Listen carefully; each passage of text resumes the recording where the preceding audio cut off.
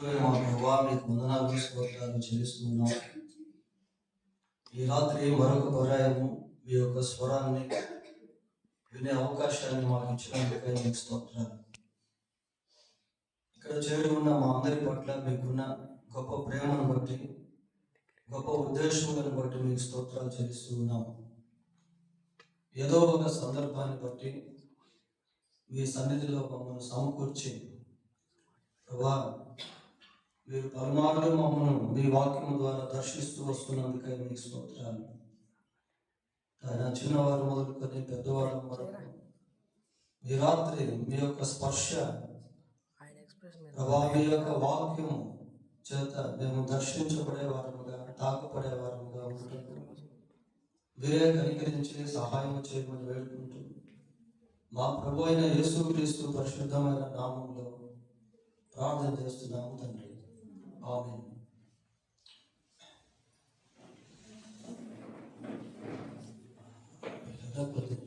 దేవుని వాక్యాన్ని మనం ధ్యానం చేసుకుందాం. ఈ రాత్రి మనం వినవచ్చిన సందేశం ఏంటంటే the acts of God towards children.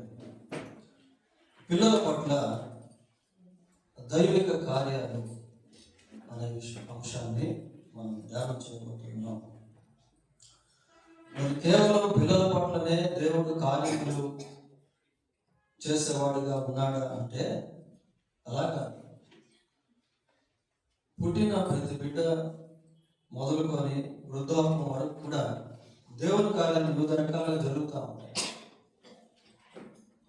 అయితే బైబిల్లో ప్రతిదానికి కూడా వారి పిల్లలైనా, యవనస్తులైనా, వృద్ధులైనా, వివాహితులైనా, అవివాహితులైనా, అన్యులైనా, విశ్వాసులైనా, even though they are atheist, వారు నాస్తికులైనా, అందరి గురించి బైబిల్లో మనము చూస్తాం. ఈ రాత్రి the acts of God towards children, పిల్లల పట్ల దేవుని కార్యాలు అనేటువంటి విషయాన్ని మనం జ్ఞాపకం చేసుకుందాం. ఇందులో 5 పాయింట్స్, 5 విషయాలు నేను చెప్పాలని ఆశపడతా ఉన్నాను. వాక్యాన్ని మనం విందాం. లేదా వాక్యాన్ని వింటూ ఉన్నప్పుడు దేవుడు ఏదో ఒక కోణంలో మాతో తప్పకుండా మాట్లాడతాడు అన్న సత్యాన్ని మనము గుర్తుపెట్టుకోవాలి. మొట్టమొదటిగా దేవుడు పిల్లలతో మాట్లాడేటువంటి వాడిగా ఉన్నాడు. God speaks to children. దేవుడు మరి మనిషితో మాట్లాడడం అనేటువంటిది లోకానికి ఒక వింత. దేవుడు ఏంటి, మనిషితో మాట్లాడడం ఏంటి అని చాలా మంది ఆశ్చర్యపడతా ఉంటారు. కానీ వాస్తవానికి దేవుడు మనుషులతో మాట్లాడేటువంటి వాడుగా ఉన్నాడు. నాస్తికులకు కూడా అర్థం కానటువంటి విషయం ఏంటంటే దేవుడు మాట్లాడతాడా అనేది. దేవుడు మాట్లాడతాడు. God is a God who speaks to people. దేవుడు మాట్లాడేటువంటి దేవుడు. సమూయేలు మొదటి గ్రంథం 3వ అధ్యాయం, సమూయేలు మొదటి గ్రంథం 3వ అధ్యాయం 3వ వచనాన్ని చదువుకుందాం.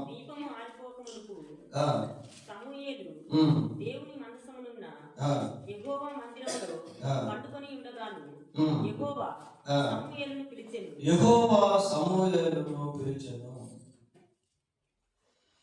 సమూయేలును పిలిచెను. పిల్లల దేవుడు సమూయేలును పిలిచేటువంటి ఆ సమయంలో సమూయేలు చాలా చిన్నవాడు, బాల్యకాలంలో ఉన్నవాడు. మరి అప్పటికే సమూయేలుకి వయసు ఎంతో అనేటువంటిది మనకు చెప్పబడలేదు. కానీ బాలుడైన సమూయేలు అని అతని గురించి రాయబడింది. చూడండి, చాలా వరకు పిల్లల గురించి అంత ఎక్కువగా మనం పట్టించుకోం. సమూయేలు షీలోహులో ఉన్నటువంటి దేవుని మందిరంలో ఎదుగుతా ఉన్నాడు. ఒకసారి సమూయేలు గురించి మనం ఆలోచన చేస్తే అతని పరిధిలో ఉన్నటువంటి వాడు, ఉదాహరణకి ఏలి తన పనిలో తాను ఉన్నాడు. తన న్యాయాధిపతికి సంబంధించినటువంటి పని, యాజకత్వానికి సంబంధించిన పనిలో ఏలి నిమగ్నమై ఉన్నాడు. పోతే ఏలి యొక్క 2 కుమారులు హోప్ని, ఫీనెహాసు, వారి ధోరణి ఎలా ఉంది అంటే, మరి మందిరానికి వచ్చేటువంటి వారి విషయంలోను, అక్కడ ఉన్నటువంటి అర్పణల విషయంలోను వారు ఆలోచన కలిగి ఉన్నారు. ఇంకా మందిరానికి వస్తూ పోతూ ఉంటారు కదా, వాళ్ళు కూడా వాళ్ళ పనుల్లో వాళ్ళు నిమగ్నమై ఉన్నారు. ఇకపోతే హన్నా గురించి ఆలోచిస్తే, ఏడాదికి ఒక్కసారి తల్లి అయినటువంటి హన్నా మరి షీలోకి రావడం అనేటువంటిది, తల్లిదండ్రులు రావడం అనేటువంటిది బైబిల్లో మనం చూస్తాం. సమయాల తర్వాత హన్నాకి దేవుడు మళ్ళీ కుమార్తెలను ఇచ్చాడు. సంవత్సరానికి ఒకసారి తల్లిదండ్రులు ఆ షీలోకి రావడం అనేది, ఇవన్నీ మనం గమనించినప్పుడు who can take care towards సమూయేలు పట్ల ఎవరు జాగ్రత్త వహించగలరు? అటువంటి సమయంలో దేవుడు సమూయేలుతో మాట్లాడుతూ ఉన్నాడు. చాలాసార్లు మనం పిల్లల గురించి అంత ఎక్కువ ఆలోచన చేయరు. వాళ్ళ పాటికి వాళ్ళు ఆడుకుంటూ ఉంటారు, స్నేహితుల దగ్గర తిరుగుతూ ఉంటారు, చదువుకుంటూ ఉంటారు prior. But God has a care towards children. అయితే దేవుడు పిల్లల విషయమై ఒక ధోరణి కలిగి ఉన్నాడు అన్న విషయాన్ని మనము జ్ఞాపకం చేసుకోవాలి. దేవుడు ఎలాంటి వాడు అంటే, ఆయన మాట్లాడేటువంటి వాడు పిల్లలు, not only to children but also to elders, to people. కేవలం దేవుడు మరి పిల్లలతోనే మాట్లాడేవాడు కాదు, కానీ అందరితో కూడా ఆయన మాట్లాడతాడు. ఒకసారి సౌలు దమస్కు ప్రాంతానికి వెళ్తా ఉన్నాడు తన అనుచరులతో కలిసి. చాలా ఉద్రేకపూర్వకంగా వెళ్తా ఉన్నాడు. ఆ వెళ్తూ ఉన్నటువంటి సమయంలో మార్గం మధ్యలో ప్రభువు సౌలుతో మాట్లాడాడు. ఏమని మాట్లాడాడు? సౌలా సౌలా, నీవు నన్ను ఎలా హింసించున్నావు? అపోస్తలుల కార్యం 9:4 ఆ మాటలు మనం చూస్తాం. చూడండి, సౌలా సౌలా నీవు నన్ను ఎలా హింసించుచున్నావు అన్న మాటలు బైబిల్లో మనకు ఎక్కడా లేవు. అంటే చదువుకునే దానికి అంతకు ముందు. కానీ ప్రభువు అక్కడ సందర్భాన్ని బట్టి సౌలుతో మాట్లాడాడు. దేవుడు వివిధ రకాలుగా మనుషులతో మాట్లాడేటువంటి వాడిగా ఉన్నాడు. పరిశుద్ధ గ్రంథమైన బైబిల్ ద్వారా దేవుడు మాట్లాడతాడు, సందర్భాన్ని బట్టి దేవుడు మాట్లాడతాడు, సేవకుల ద్వారా దేవుడు మాట్లాడతాడు, పరిస్థితుల ద్వారా దేవుడు మాట్లాడతాడు పిల్లలు. కాబట్టి దేవుడు ఏ సమయంలో ఏ రీతిగా మనతో మాట్లాడతాడో దాన్ని మనం గమనించాలి. నేను కూడా ప్రభువుని ఎరగనటువంటి రోజుల్లో, టీనేజ్ వయసులో ఉన్నటువంటి సమయంలో, ఉద్రేకపూరితమైనటువంటి భావోద్రేకాలు కలిగి ఉన్నటువంటి సమయంలో, దేవుణ్ణి ఎరగనటువంటి సమయంలో, one day God spoke to me very clearly that He is only God. When I was at home alone, నేను మా ఇంట్లో ఒంటరిగా ఉన్నటువంటి సమయంలో దేవుడు నాతో మాట్లాడాడు. ఆ మాటలు నేను బైబిల్లో చదివినటువంటివి కావు, ఆ మాటలు ఎవరో నాతో చెప్తే విన్నటువంటివి కావు. ఆ రోజు మా గృహంలో నేను ఒక్కడే ఉన్నాను, దేవుడు నాతో మాట్లాడాడు. యేసు ప్రభు అంటే ఒక అభిమానం ఉండేది, కానీ యేసు ప్రభువే దేవుడు అని నాకు తెలియదు. దేవుడు మనిషితో మాట్లాడినప్పుడు మనిషి జీవితంలో అనేక మార్పులు అనేటువంటివి కలుగుతాయి. దేవునికి వయసుతో పరిమితి లేదు ప్రియులారా. ఏ వయసులో ఉన్నటువంటి వారితోనైనా సరే దేవుడు మాట్లాడగలడు. ఇక్కడ సమూయేలు గురించి మనం ఆలోచన చేసినప్పుడు ఏమని చెబుతున్నాము అంటే, సమూయేలు దేవుని యొక్క సన్నిధిలో ఉన్నాడు. పిల్లలు దేవుని సన్నిధిలో ఉండుట ఎంతో ధన్యత ప్రియులారా. పిల్లలు దేవుని సన్నిధిలో ఉండాలని దేవుని యొక్క కోరిక. ప్రభు అంటాడు, ఏమన్నాడు? చిన్న పిల్లలను ఆటంకపరచగా వారిని నా యొద్దకు రాయను.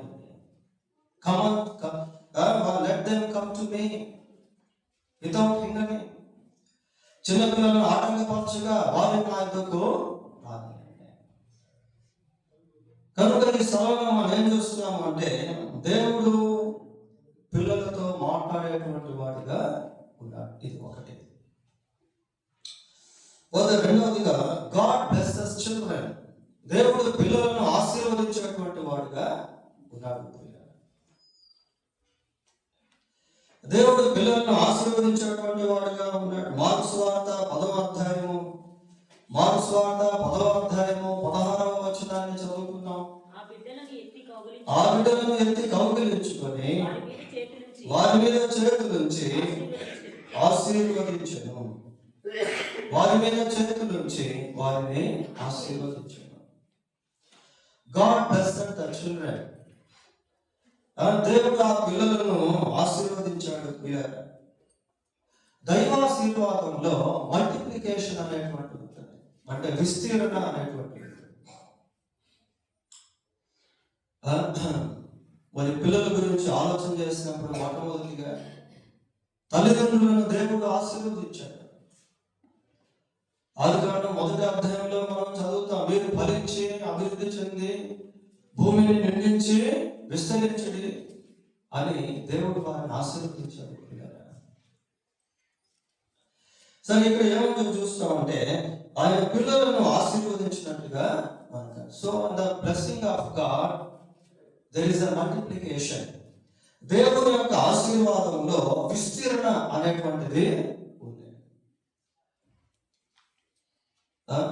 5 రొట్టెలు 2 చేపలు ప్రభు చేతికి ఇవ్వబడ్డాయి. 5 రొట్టెలను 2 చేపలను ఆశీర్వదించినప్పుడు అవి వేల కొలది ప్రజలకు ఆహారంగా మార్చబడ్డాయి. కనుక దైవాశీర్వాదంలో ఏముంది అంటే ఒక విస్తీర్ణ అనేటువంటిది ఉంది. ఆ విస్తరణ ఎంతవరకు ఉంటుందో మనకు తెలియదు. పిల్లలు ఒకసారి మన ఇమాజినేషన్, అక్కడ 5,000 మంది పురుషులు ఉన్నారు అని బైబిల్లో మనం చదువు. ఇంకా పిల్లలు ఎంతమంది ఉన్నారో, స్త్రీలు ఎంతమంది ఉన్నారో తెలియదు.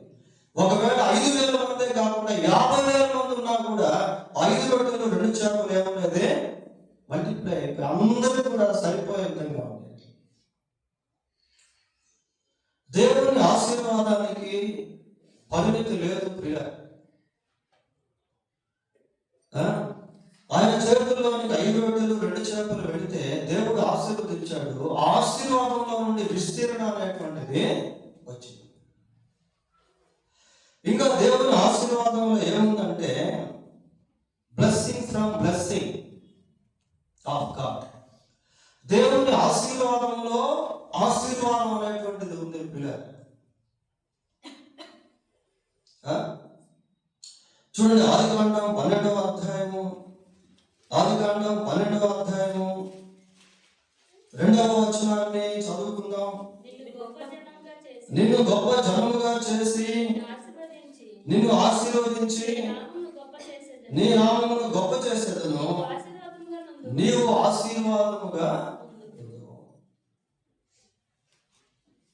ఆశీర్వాదముగా ఉండుము. దేవుడు అబ్రహామును ఆశీర్వదించాడు. అంతేకాకుండా అబ్రహామును ఆశీర్వాదకరంగా మార్చాడు. ఇక్కడ we can see 2 folds of blessings in the life of Abraham. Abraham యొక్క జీవితంలో 2 రకాల 2 types of blessings అనేటువంటివి మనం చూస్తాం. ఒకటి, దేవుడు అబ్రహామును ఆశీర్వదించాడు. 2, అబ్రహామును అనేకులకు ఆశీర్వాదకరంగా మార్చాడు. మన జీవితాలను కూడా దేవుడు ఆ రీతిగా ఉంచాలని కోరుకుంటున్నాడు. మనం ఈ రాత్రి ఇక్కడ చేరుకున్నాం. మనలో నుంచి ఎన్ని తరాల వారు రాబోతున్నారో మనకు తెలియదు. దావీదు దేవుని సన్నిధికి వెళ్ళి ప్రార్థన చేస్తూ కుటుంబం గురించి మనం చేసుకున్నాడు. సమూయేలు 2వ గ్రంథం 5వ అధ్యాయము 29వ వచనం ఒకసారి చూడండి. 5వ అధ్యాయము 29వ వచనం. 28 ఉందా? చదవండి.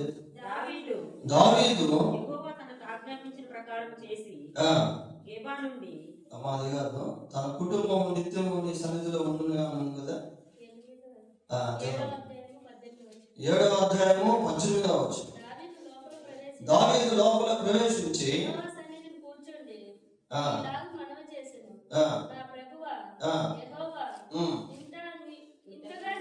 ఆ, ఆ అధ్యాయంలో చివరి వచనం చదవండి. చివరి వచనం. దయచేసి నీ దాసుడనైన నా కుటుంబము నిత్యము నీ సన్నిధిని ఉండునట్లుగా దానిని ఆశీర్వదించుము. ఇది చాలు. ఇది మామూలు ప్రార్థన కాదు పిల్లలు. నీ దాసుడనైన నా కుటుంబము నిత్యము నీ సన్నిధిలో ఉండునట్లు దానిని ఆశీర్వదించుము. అందరూ ఈ ప్రార్థన చేసుకోవాలి. నిత్యము నీ సన్నిధిలో ఉండునట్లు అని అంటే కేవలం మనం మాత్రమే అని కాదు. ఈరోజు ఈ స్థలానికి ఒకవేళ మనం కుటుంబాలతో వచ్చి ఉండవచ్చు, కానీ ఈ తరము ఇంతటితో ముగించబడకూడదు పిల్లలు. మన తర్వాత వచ్చేటువంటి జనరేషన్ కూడా ఆ జనరేషన్ నుండి వచ్చేటువంటి జనరేషన్ కూడా దేవుని సన్నిధిలో నిత్యము ఉండాలి. మేము ప్రిన్స్ జోన్స్ కొరకు ప్రార్థన చేస్తాం, వారి వివాహాల కొరకు ప్రార్థన చేస్తాం, వారికి పుట్టబోయేటువంటి బిడ్డల కొరకు ప్రార్థన చేస్తాం, ఆ పుట్టబోయేటువంటి బిడ్డల యొక్క వివాహాల కోసం కూడా ప్రార్థన చేస్తాం. ఈ వచనాన్ని మనం బేస్ చేసుకొని ఆ రీతిగా ప్రార్థన చేయాలి. పిల్లలకు మనం ఒకవేళ భౌతిక సంబంధమైనటువంటి ఆస్తులు సమకూర్చలేకపోవచ్చు, కానీ మనం చేసేటువంటి ఈ ప్రార్థన అనేటువంటిది ఎలా ఉంటుంది అంటే వారు నిత్యము దేవుని సన్నిధిని అనుభవించేదిగా ఉంటుంది.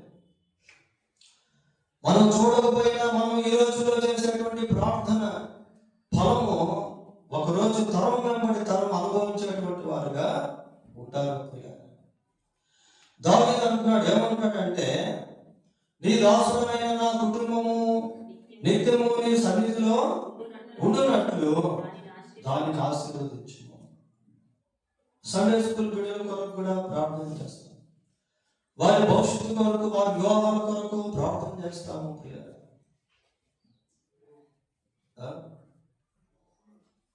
So we must pray for generation after generation. తరం తర్వాత తరము వారి కొరకు కూడా మనం ప్రార్థన చేయాలి. ఇక్కడ అబ్రహాము గురించి మనం ఆలోచన చేసినప్పుడు అబ్రహామును దేవుడు ఆశీర్వదించాడు, అదే అబ్రహామును అనేకులకు ఆశీర్వాదకరంగా మార్చాడు, చేశాడు.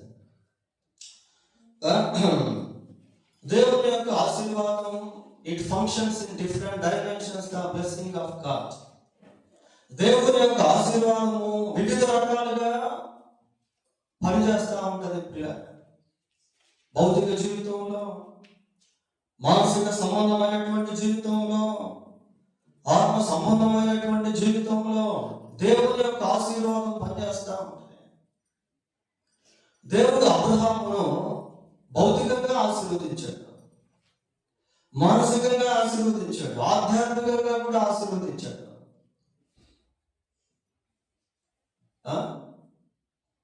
24వ అధ్యాయము ఆదికాండము 1వ వచనం చదవండి. అబ్రహాము బహుకాలం గడిచిన వృద్ధుడై ఉండెను, అన్ని విషయములలోనూ యెహోవా అబ్రహామును ఆశీర్వదించి. అన్ని విషయంలో,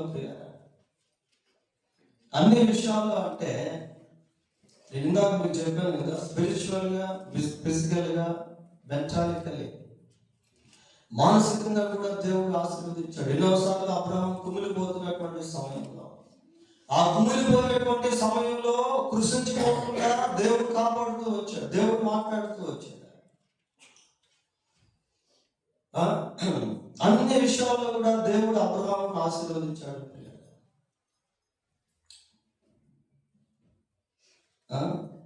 పిల్లలను కూడా ఆ రీతిగా ఆశీర్వదిస్తాడు. కొలస్సీ పత్రిక 2వ అధ్యాయం 3వ వచనంలో బుద్ధి జ్ఞానముల సర్వ సంపదలు ఆయన యందు గుప్తములై.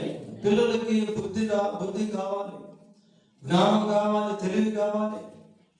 బుద్ధి గల కుమారుడు తన తల్లిని సంతోషపరచును. బుద్ధిహీనుడు తన తల్లికి అవమానం తెచ్చును. సో కాబట్టి పిల్లలకి దైవిక సంబంధమైనటువంటి జ్ఞానము, బుద్ధి, తెలివి, వివేచన ఇవన్నీ కూడా దేవుడే ఇస్తాడు పిల్లలు. కాబట్టి రెండవదిగా మనం చూసేది ఏంటంటే దేవుడు పిల్లలను ఆశీర్వదించేటువంటి దేవుడుగా. పోతే మూడవదిగా దేవుడు పిల్లల యొక్క ప్రార్థన వినేటువంటి వాడిగా ఉన్నాడు. ఎంత మంచి ఊరట పిల్లలకి ఇది, ఎంత మంచి మోటివేషన్ పిల్లలకి ఇది. మేము ప్రార్థన చేసినప్పుడు దేవుడు వింటాడా? అవును. పాత నిబంధన కాలంలో ప్రజలు దేవునితో పిల్లల డైరెక్ట్ గా సమీపించలేకపోయేవాడు. ముఖాముఖిగా దేవుణ్ణి కలుసుకునేటువంటి అవకాశం పాత నిబంధనలో మనకు అంత కనిపించదు. మధ్యలో ప్రవక్తలో, యాజకులో, ప్రధాన యాజకులో ఉండేవాడు. యేసు ప్రభు ఎప్పుడైతే శిలువలో మరణించాడో దేవాలయం తెర పై నుండి క్రిందికి రెండుగా తిరిగి ప్రతి మనిషికి కూడా దేవునితో కమ్యూనికేషన్ చేసేటువంటి స్వేచ్ఛను దేవుడు కల్పించాడు. పిల్లల ప్రార్థనను దేవుడు వింటాడు. పిల్లలు ఆదికాండం 21వ అధ్యాయము 17వ వచనం. దేవుడు ఆ చిన్నవాని మొరను వినెను. అతను దేవుని దూత ఆకాశం నుండి హాగరును పిలిచి, హాగరు నీకేమి వచ్చినది, భయపడకుము, ఆ చిన్నవాడు ఉన్న చోట దేవుడు వాని స్వరము విని ఉన్నాడు. దేవుడు ఆ చిన్నవాని మొరటిని, దేవుడు వాని స్వరము విని ఉన్నాడు. ఈ మాటలు చూడండి ఎలా ఉన్నాయో. దేవుడు పిల్లల యొక్క ప్రార్థన వింటాడు. పిల్లల ఇక్కడ ఇష్మాయేలు గురించి మనం చదువుతా ఉన్నాం. ఇష్మాయేలు దేవుని సన్నిధిలో మొరపెట్టిన ఆ సమయంలో ఇష్మాయేలుకి వయసు ఎంత ఉంటుందో తెలుసా? 14 years, టీనేజ్ లో ఉన్నాడు. దాదాపు 14 సంవత్సరాల వయసు పిల్లలు. టీనేజ్ లో ఉన్నటువంటి పిల్లలు దేవుని సన్నిధిలో ప్రార్థన చేసుకోవాలి. టీనేజ్ అనేటువంటి 13 to 19, 13 సంవత్సరాల నుంచి ప్రారంభమై 19 సంవత్సరాల వరకు టీనేజ్ ఉంటుంది. ఈ టీనేజ్ పీరియడ్ ఎలాంటిది అంటే it is like a testing period. ఇది ఒక పరీక్షా కాలము. తాటి మీద నడక లాంటిది. టీనేజ్ వయసులో పిల్లలు మారు మనసు పొందితే, టీనేజ్ వయసులో పిల్లలు దేవుని సన్నిధిలో ప్రార్థన చేస్తున్న వారిగా ఉన్నట్లయితే దేవుడు తప్పకుండా వాళ్ళకి సహాయం చేస్తాడు. ఇక ఇష్మాయేలు టీనేజ్ వయసులో ఉన్నాడు, ప్రార్థన చేస్తా ఉన్నాడు, దేవుడు ప్రార్థన విన్నాడు. ఆ సిచ్యువేషన్ ఏంటి అంటే చావు బ్రతుకుల మధ్య కొట్టుముట్టాడుతున్నటువంటి స్థితి, నా అనేటువంటి వారు లేనటువంటి స్థితి, ఏం చేయాలో ఎక్కడికి వెళ్ళాలో తెలియనటువంటి స్థితి, ఆదరణ కోల్పోయినటువంటి స్థితి, అనాథలుగా మారినటువంటి స్థితి. ఆ సమయంలో దేవుడు ఆ కుటుంబాన్ని ఆదరిస్తాడు. బైబిల్ ఒక మాట ఏమంటుందంటే, ఆపత్కాలంలో ఆయన నమ్ముకొనదగిన సహాయకుడు. ఆపత్కాలంలో ఆయన నమ్ముకొనదగిన సహాయకుడు. ఇక్కడ మరి టీనేజ్ వయసులో ఉన్నటువంటి ఇష్మాయేలు ప్రార్థన చేస్తే దేవుడు ప్రార్థన, ఎవరైనా ప్రార్థన చేసుకోవచ్చు, పిల్లలు, పెద్దలు, యవనస్తులు, వాళ్ళు హిందూస్ అయినా, ముస్లిమ్స్ అయినా, బౌద్ధులైనా, జైనులైనా, నాస్తికులైనా, ఎవరైనా సరే యేసు ప్రభువుకి ప్రార్థన చేసుకోవచ్చు. ఆయన ప్రార్థన చేసుకుంటే ప్రార్థనకు జవాబు ఇచ్చేటువంటి వాడు, ఆయన ప్రార్థన ఆలకించేటువంటి వాడు. నువ్వు ఏ సమయంలోనైనా, ఏ పరిస్థితిలోనైనా నువ్వు ప్రార్థన చేసుకోవచ్చు. దేవుడు నీకు సహాయం చేస్తాడు. భయం కలిగిన సమయంలో, దిగులు కలిగినటువంటి సమయంలో, అవమానం కలిగినటువంటి సమయంలో, నిరుత్సాహం కలిగినటువంటి సమయంలో, డిప్రెషన్ లోనైనటువంటి సమయంలో, ఫ్రస్ట్రేషన్, ఆశాభంగం చెందినటువంటి సమయంలో, ఏ సమయంలోనైనా సరే నీవు యేసు ప్రభుకి ప్రార్థన చేసుకోవచ్చు. పిల్లల ప్రార్థనను దేవుడు తప్పకుండా వింటాడు. ఇక్కడ మరి ఇష్మాయేలు ప్రార్థన చేసుకున్నట్టుగా మనం చూస్తాము. టీనేజ్ వయసులో తప్పనిసరిగా ప్రార్థన చేసుకోవాలి. ఎందుకంటే ఇందాక చెప్పాను, టీనేజ్ అనేటువంటిది ఎలాంటిది అంటే అది ఎంతో ఎమోషన్స్తో కూడినటువంటిది, భావోద్రేకాలతో కూడినటువంటిది. పిల్ల యవనస్తుల చుట్టూ శోధనలు కాసుకొని ఉంటాయి. From inside, from out side, బయట నుండి లోపల నుండి, లోపల నుండి బయటకు వచ్చేటువంటి భావోద్రేకాలు, లోపల నుండి బయటకు వచ్చేటువంటి కోపావేశాలు, లోపల నుండి బయటకు వచ్చేటువంటి క్షణికావేశాలు, లోపల నుండి బయటకు వచ్చేటువంటి అవిధేయత, లోపల నుండి బయటకు వచ్చేటువంటి తిరుగుబాటుతనము, లోపల నుండి బయటకు వచ్చేటువంటి గర్వము, అహంకారం, అహంభావము, లోపల నుండి బయటకు వచ్చేటువంటి లెక్కలేనితనము, లోపల నుండి బయటకు వచ్చేటువంటి సొంత తీర్మానాలు, సొంత ఆలోచనలు, వీటన్నిటిని జయించాలి అంటే తప్పకుండా ప్రార్థన చేస్తాం. బయట నుంచి లోపలికి వచ్చేటువంటి ఆకర్షణలు, బయట నుంచి లోపలికి వచ్చేటువంటి లోకము, బయట నుంచి లోపలికి వచ్చేటువంటి శరీరాశ, నేత్రాశ, జీవగుణము, ఇతరుల పట్ల కాంక్ష, బయట నుండి లోపలికి వచ్చేటువంటి ఆకర్షితమైన వస్తువులు, బయట నుంచి లోపలికి వచ్చేటువంటి స్నేహాలు, చెడు సంబంధమైనటువంటి అలవాట్లు, సాంగత్యాలు,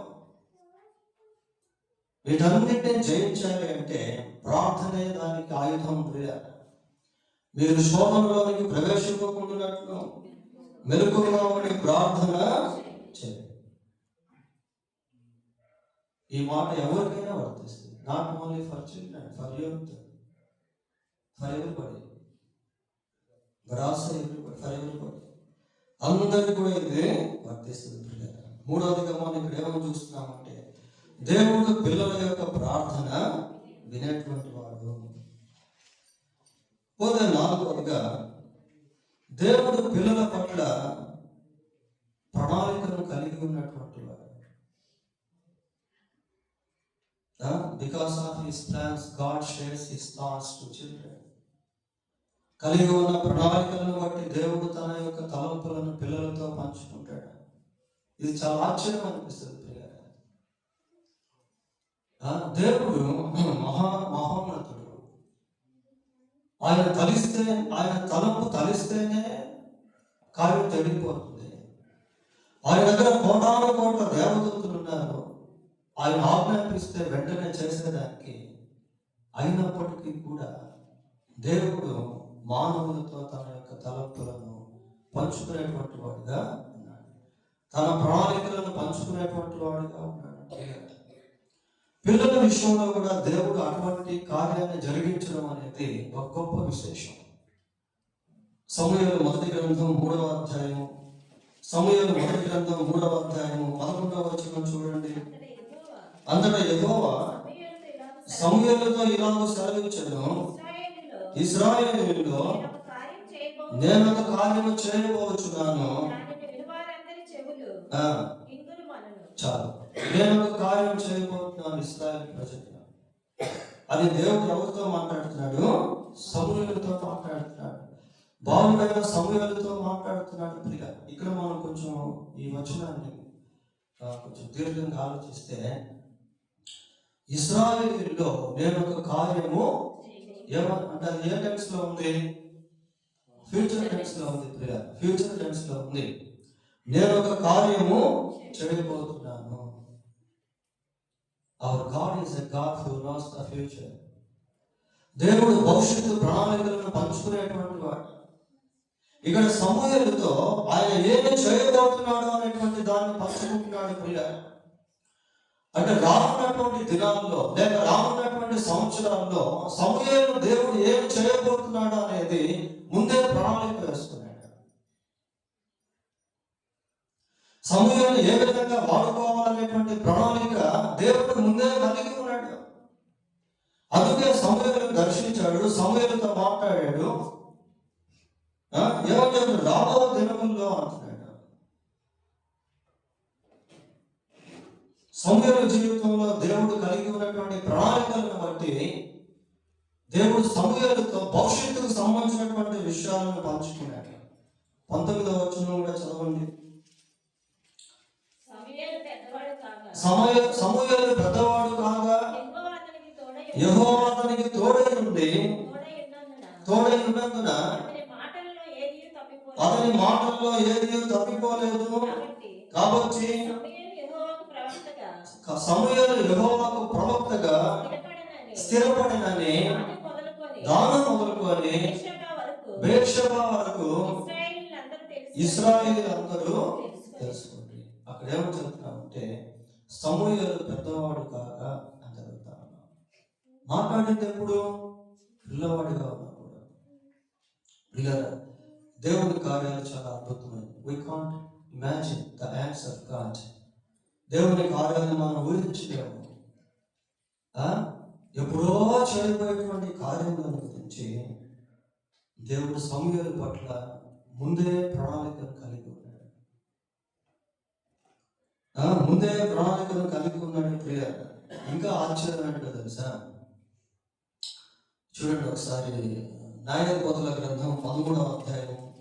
ఇక్కడ సంసోను గురించి చూస్తాం. ప్రియ, సంసోను అసలు పుట్టలేదు ఇంకా. న్యాయాధిపతుల గ్రంథం 13వ అధ్యాయం 5వ వచనం చదవండి. 13:5.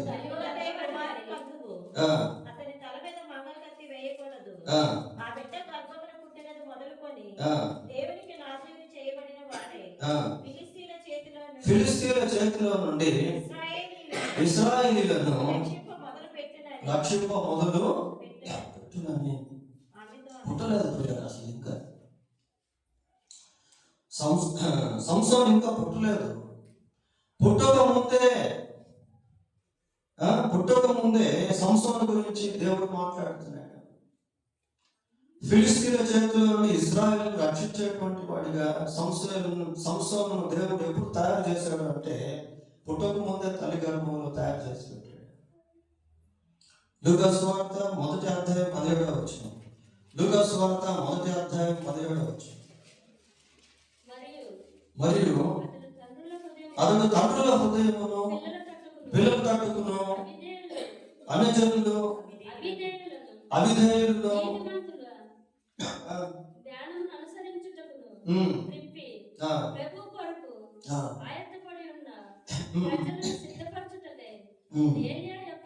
చాలు. ఇంకా జకర్యా ఎలిజబెతుకు పిల్లలు పుట్టలేదు. ప్రియ, పుట్టక ముందే బాప్తిస్మం ఇచ్చి యోహాను విషయంలో దేవుడికి ఉన్నటువంటి ప్రణాళికల గురించి జకర్యాతో దేవుడు మాట్లాడతారు. కనుక వీటన్నిటిని మనం దృష్టిలో జ్ఞాపకం ఉంచుకోవాలి. We should not underestimate God's thoughts or God's sharings. దేవుడు పంచుకునేటువంటి వాటి విషయంలో, దేవుని యొక్క తలంపుల విషయంలో మనం తక్కువ అంచనా వేయకూడదు. పోతే చివరిగా 5వదిగా, God welcomes children to his kingdom. దేవుడు తన రాజ్యానికి పిల్లలను ఆహ్వానించేవాడు లేక చేర్చుకునేవాడు. ఇక్కడే మన క్రిస్మస్ కనిపిస్తుంది. పిల్లలు, God became an infant to make people as infants.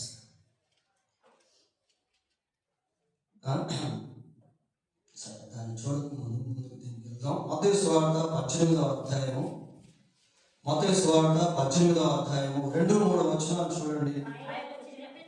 ఆయన ఒక చిన్న బిడ్డను తన యొద్దకు పిలిచి వారి మధ్యన నిలువబెట్టి ఇట్లా నేను, మీరు మార్పు నొంది బిడ్డల వంటి వారైతేనే గాని పరలోక రాజ్యంలో ప్రవేశింపరని. మీరు మార్పు నొంది బిడ్డల వంటి వారైతేనే కానీ పరలోక రాజ్యంలో ప్రవేశింపరు. అక్కడ ఒక చిన్న బిడ్డను ఎత్తుకొని వారి మధ్య నిలువబెట్టి ప్రభువు మాట్లాడుతున్నాడు. పిల్లలు, అలా మాట్లాడుతూ కొంచెం మీనింగ్ఫుల్ గా 6వ వచనంలో మనకు కనిపిస్తుంది. 6వ వచనం చదవండి. నా యందు విశ్వాసం వచ్చు ఈ చిన్న వారిలో. చూడండి, నా యందు విశ్వాసం వచ్చు ఈ చిన్న వారిలో. యేసుక్రీస్తునందు విశ్వాసం వచ్చినటువంటి వారు దేవుని యొక్క రాజ్యంలోకి ప్రవేశిస్తారు. పిల్లలుగా ఉన్నప్పుడే మార్మన్స్ పొందితే, పిల్లలుగా ఉన్నప్పుడే పరలోక సంబంధమైనటువంటి గ్రహింపు కలిగితే వారెంతో ధన్యులు. వారెంతో ధన్యులు. ప్రియారా, ఆధ్యాత్మికంగా మనం ఆలోచన చేసినప్పుడు ఒక 100 years ఓల్డ్ మ్యాన్ ఉన్నాడు అనుకోండి, 100 సంవత్సరాల వృద్ధుడు. ఈ 100 సంవత్సరాల వృద్ధుడు యేసుక్రీస్తునందు ఎప్పుడైతే విశ్వాసం ఉంచుతాడో వెంటనే ఏమైపోతాడంటే పిల్లోడిగా మారిపోతాడు దేవుని దృష్టిలో. యోహాను సువార్త 1వ అధ్యాయం 12వ వచనంలో తనను ఎవరు అంగీకరించును అనగా తన నామమందు విశ్వాసం ఉంచు వారికి దేవుని పిల్లలగుటకు అధికారం. పేతురు కూడా రాస్తాడు, మీరు కొత్తగా పుట్టిన శిశువుల వలె. అంటే the person who believes in Christ becomes as infant or a child of God. క్రీస్తునందు విశ్వాసం ఉంచేటువంటి పిల్లలు దేవుని యొక్క పిల్లలుగా మారి దేవుని రాజ్యంలోనికి ప్రవేశిస్తారు. ఈ చిన్న బిడ్డ వల్ల ఈ చిన్న బిడ్డ వల్లే ఏం చేద్దాం ఇందాక 2-3 వచ్చినారు 18:2-3 ఆయన చిన్న బిడ్డను ఎందుకు పిలిచి వారి మధ్యను నిలవబెట్టి ఇట్లా నేను మీరు మార్పు నుండి బిడ్డల వంటి వారు అయితేనే కానీ పరలోక రాజ్యంలో ప్రవేశించారు. మీరు మార్పు నుండి లేక మారు మనసు నుండి బిడ్డల వంటి వారు అయితేనే కానీ, మారు మనసు పొందితే బిడ్డలుగా మారిపోయినట్టే. క్రిస్మస్ లో మనం చూసేది ఏంటి అంటే Jesus became an infant to make people as infants of God. మనుషులను దేవుని పిల్లలుగా మార్చడానికి దేవుడు చిన్న శిశువుగా మారాడు. అదే మనం యెషయా గ్రంథం 9వ అధ్యాయం 6వ వచనం చూస్తాం. మనకు శిశువు పుట్టాడు, మన కుమారుడు అనుగ్రహింపబడను. కన్యక గర్భవతి కుమారుని ఆయనకు ఇమ్మానుయేలు అని పేరు పెట్టు. కనుక క్రిస్మస్ దినాల్లో ఇంకా మనం కొన్ని వర్తమానాలు వివిధ రకాలుగా వింటున్నటువంటి సమయంలో మన కుటుంబాలను కట్టుకునేదానికి, పిల్లల్ని దైవికంగా పెంచుకునేదానికి, దేవుడి రాజ్యంలో ప్రవేశించేదానికి ఇటువంటి వర్తమానాలు దేవుడు మనకు ఇస్తూ ఉండగా మనం వీటిని చక్కగా సద్వినియోగం చేసుకోవడం అనేటువంటిది చాలా అవసరం. దేవుడి తన వాక్యాన్ని దీవించగా ప్రార్థన చేస్తున్నాం. ప్రార్థన.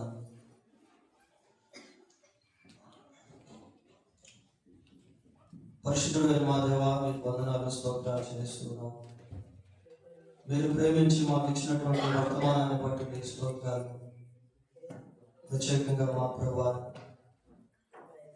సందర్భానుసారంగా అలాగే క్రిస్మస్ జ్ఞాపకం చేసుకుంటూ ఆయా విధాలుగా మీ వాక్యాన్ని మేము ధ్యానం చేసుకుంటూ ఉంటే ప్రభా వ్యక్తిగతంగా, కుటుంబ పరంగా, సంఘ పరంగా మా జీవితాలు మీలో కట్టబడినట్లు కృప దయచేయండి.